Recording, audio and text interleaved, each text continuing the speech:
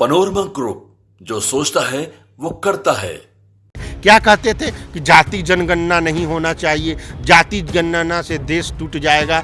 जाति जनगणना अभी भी देखिए आपके बृजभूषण जी आकर के क्या बोले हैं, उनको तो प्रधानमंत्री का उन बात को पार्टी का वो फॉलो ही नहीं कर रहे हैं। जब पूरा हम लोग ये टीम हम लोगों का तैयार है युवाओं का राहुल गांधी जी के निर्देश पे, और बिहार के प्रदेश कमेटी के जो प्रभारी हैं अध्यक्ष जी, इन सब के निर्देश पे हम लोग काम कर रहे हैं। हमारी पूरी टीम बिहार में काम कर रही है, लोगों को अवेयर करने का। क्या वो काम कर रही है? आप बताइए। बाबा साहेब अम्बेडकर का जो बीजेपी बाबा साहेब अम्बेडकर का नाम लेकर के महीनों भर यहाँ कार्यक्रम उनकी जयंती पर किया, और उन्हीं का सरकार मध्य प्रदेश में है, और बाबा साहेब की प्रतिमा को लगने नहीं दिया जा रहा है हाईकोर्ट परिसर में, तो आप कैसे दलितों का भला करिएगा?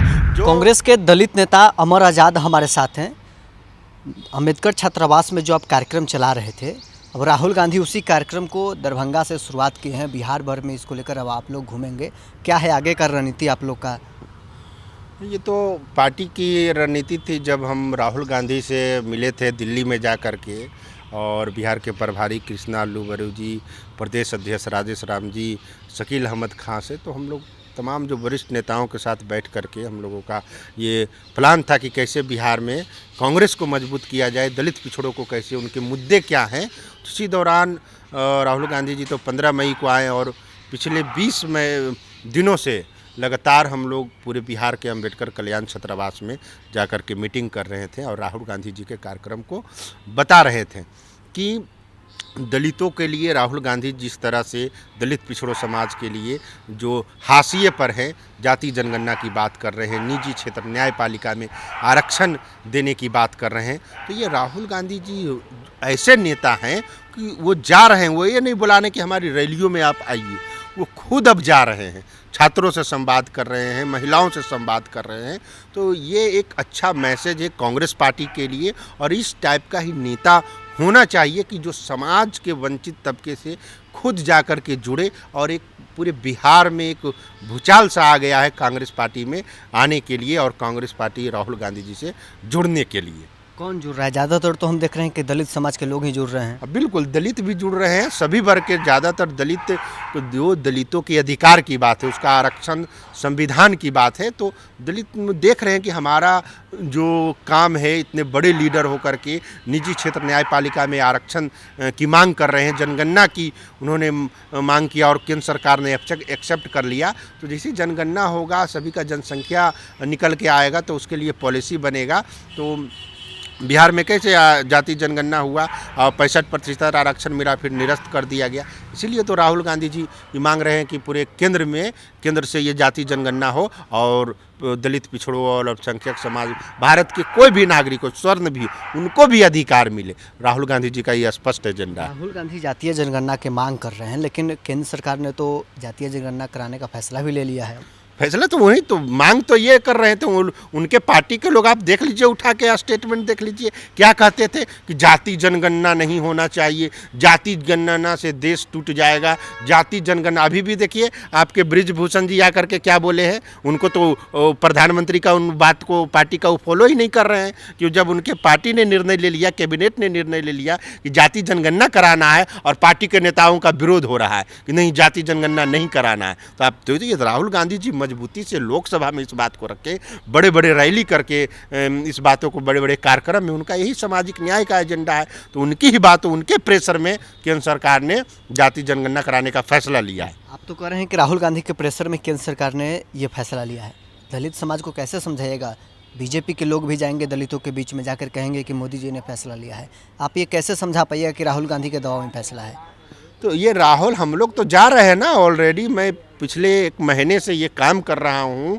जो शिक्षित युवा हैं, अम्बेडकर छात्रावास में रह रहे हैं, जो कॉलेज में पढ़ाई कर रहे हैं, वो हम लोग ये तो काम कर ही रहे हैं, सब जगह समझाने का काम कर रहे हैं कि ये राहुल गांधी जी हमारे लिए काम कर रहे हैं, हमें उनके साथ जुड़ना चाहिए। उनकी सरकार, चाहे केंद्र में हो या बिहार में, उनकी सरकार बनाने की कवायद तेज हम लोग कर दिए हैं। हम लोग गांव-गांव जाकर के चौपाल लगाएंगे, हम लोग का काम चल रहा है पूरा। हम लोग, ये टीम हम लोगों का तैयार है युवाओं का राहुल गांधी जी के निर्देश पे, और बिहार के प्रदेश कमेटी के जो प्रभारी हैं अध्यक्ष जी, इन सब के निर्देश पे हम लोग काम कर रहे हैं। हमारी पूरी टीम बिहार में काम कर रही है लोगों को अवेयर करने का।